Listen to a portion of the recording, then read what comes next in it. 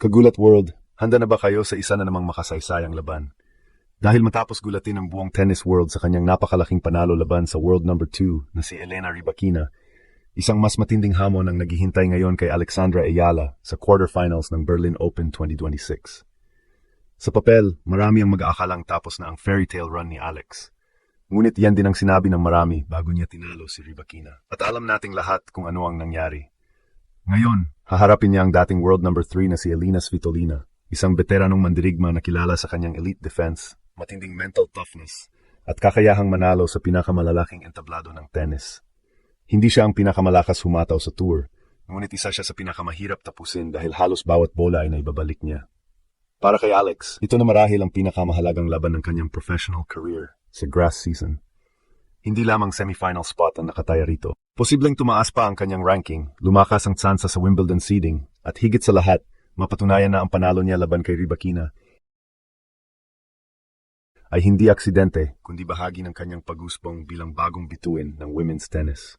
Bit-bit ni Alex ang napakainit na momentum matapos ang kanyang title run sa Birmingham at sunod-sunod na panalo laban sa mga elite players sa Berlin.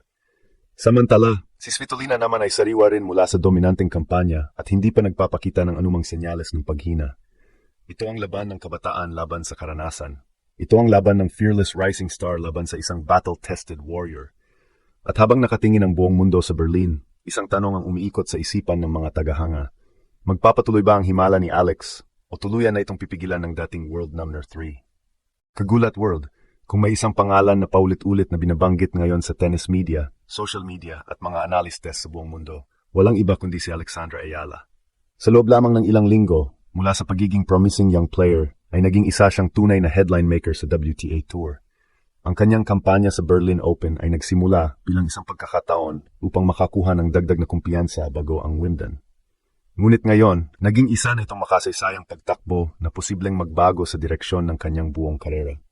Ang pinakamalaking dahilan, ang kanyang nakakagulat na panalo laban kay Elena Rybakina. Hindi basta ordinaryong manlalaro si Rybakina.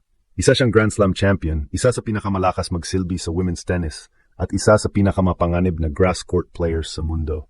Ngunit ipinakita ni Alex na kaya niya makipagsabayan sa pinakamataas na antas ng laro. Mas kahanga-hanga pa rito ang paraan ng kanyang pagkapanalo. Matapos mahuli ng 4-1 sa unang set, hindi siya nagmadali. Hindi siya natakot. Sa halip, dahan-dahan niyang binasag ang ritmo ng dating Wimbledon champion gamit ang agresibong returning, matatalim na left-handed angles at napakataas na kumpiyansa sa baseline exchanges. Yan ang malaking pagbabago sa laro ni Alex ngayong 2026. Hindi na siya basta naghihintay ng errors mula sa kalaban. Siya mismo ang lumilikha ng pressure. Ngunit ibang klaseng hamon ang naghihintay sa quarterfinals. Kung si Rybakina ay umaasa sa power at serve dominance, si Elina Svitolina naman ay umaasa sa consistency, movement at tactical intelligence. Sa katunayan, maraming tennis analysts ang nagsasabing mas komplikadong matchup si Svitolina para kay Alex kaysa kay Rybakina. Bakit? Dahil bihirang magbigay ng libreng puntos si Svitolina. Kapag may isang rally na umaabot ng 10 o higit pang palo, komportable siya rito. Kapag kinakailangan ng adjustment sa gitnang laban, mabilis siyang nakakaangkop. At kapag nasa pressure moments, isa siya sa pinakarespetadong competitors sa WTA Tour. Dito masusubukan ang maturity ng laro niya. Kung mapapanatili niya ang mataas na first serve percentage at maaga makokontrol ang baseline rallies, may malaking pagkakataon siyang diktahan ang takbo ng laban. Ngunit kung mapipilit siya ni Svitolina sa mahabang exchanges at defensive battles, maaring maging mas pisikal at mas emosyonal ang laban kaysa sa kanyang nakaraang mga panalo. Gayunpaman, may isang bagay na hindi maaring baliwalain. Momentum. Sa kasalukuyan, isa si Alex sa pinakamainit na manlalaro sa buong women's tennis. Ang kanyang kumpiyansa ay nasa pinakamataas na antas. Ang kanyang galaw sa damuhan ay mas mahusay kaysa dati. At higit sa lahat, naniniwala na siya na kaya niyang talunin kahit sino. Yan ang pinakamapanganib na bersyon ng isang racing star. At kung may pagpapatuloy niya ang parehong antas ng agresyon, disiplina at composure na ipinakita niya laban kay Rybakina, posible na naman nating masaksihan ang isa pang malaking sorpresa sa Berlin. Dahil sa puntong ito, hindi na lamang nangangarap si Alex ng kasaysayan. Siya mismo ang nagsusulat nito. Kagulat World, ngayong nasa quarterfinals na si Alex, mas lalong tumitindi ang antas ng kompetisyon. Hindi na ito tungkol lamang sa talento o momentum. Sa ganitong yugto ng torneo, ang bawat punto, bawat adjustment at bawat desisyon ay maaring magdikta kung sino ang usad sa semifinals. At dito pumapasok ang napakahalagang tactical battle laban kay Elina Svitolina. Sa unang tingin, maaaring isipin na marami na si Alex ang may momentum advantage matapos ang kanyang sunod-sunod na upset victories. Ngunit ang karanasan ni Svitolina sa malalaking laban ay hindi dapat maliitin. Isa siyang dating world number 3 na nakalaban na halos lahat ng pinakamahusay na manlalaro sa kanyang henerasyon. Ang pinakamalaking sandata ni Alex sa laban na ito ay ang kanyang agresibong baseline game. Kapag tumatama ang kanyang forehand at backhand na maaga sa bounce, napipilitan ang kalaban na umatras. Ito mismo ang nakita natin laban kay Rybakina. Hindi niya hinayaang makontrol ng Kazakh star ang mga rally.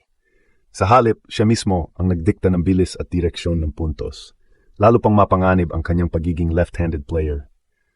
Ang natural na anggulo ng kanyang cross-court forehand ay maaring magbigay ng problema kay Svitolina, lalo na kapag napupuwersa itong lumabas sa court. Kapag nabuksan ang espasyo, may kakayahan si Alex na tapusin agad ang punto gamit ang down-the-line winner. Ngunit hindi magiging ganoon kadali laban sa Ukrainian veteran. Isa sa pinakamalalaking lakas ni Svitolina ay ang kanyang movement. Marahil wala ng ibang player sa draw na mas mahusay mag-cover ng court kaysa sa kanya. Kahit mong winner na ang bola, madalas ay nakahanap siya ng paraan para maibalik ito at mapahaba ang rally. Ito ang sitwasyong dapat iwasan ni Alex. Kapag naging sobrang pasensyoso siya at pumasok sa mahabang rally exchanges, maaring mapunta ang laban sa comfort zone ni Svitolina. Mas gusto ng Ukrainian star ang mga laban na puno ng paghihintay, pagdepensa at pagkapagod ng kalaban. Dahil dito, magiging napakahalaga ng first serve ni Alex. Kapag mataas ang kanyang first serve percentage, mas marami siyang libreng puntos at mas maikli ang rallies. Ngunit kapag bumaba ito, magkakaroon ng pagkakataon si Svitolina na umatake sa second serve at ilagay agad si Alex sa defensive position. Isa pang mahalagang bahagi ng laban ay ang mental game. Sa ngayon, walang pressure kay Alex.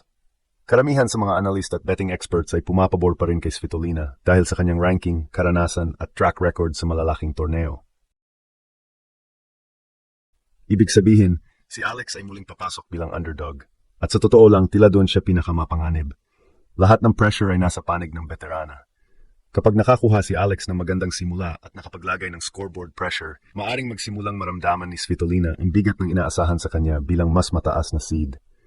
May isa pang mahalagang factor na dapat bantayan, ang crowd. Mula nang talunin ni Alex ang ilang malalaking pangalan sa draw, parami ng parami ang mga neutral fans na sumusuporta sa kanyang Cinderella run.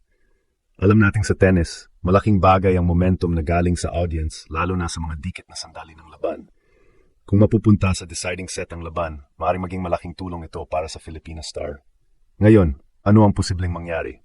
Kung maagang makokontrol ni Svitolina ang ritmo at mapapasok si Alex sa mahabang rallies, may advantage ang Ukrainian veteran. Ngunit kung may pagpapatuloy ni Alex ang fearless tennis na ipinakita niya laban kina Donna Vekic at Elena Rybakina, may tunay siyang pagkakataon na muling gulatin ang buong mundo.